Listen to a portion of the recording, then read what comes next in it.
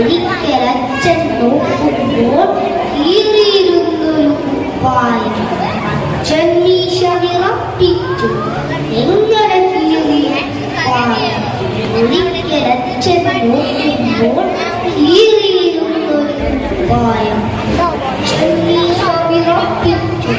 എങ്ങനെ കീറി കുപ്പായം?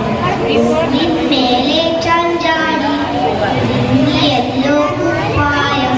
മുമ്പ് പിടിച്ച് വിളിച്ചപ്പോൾ അങ്ങനെ കീറി കുപ്പായം.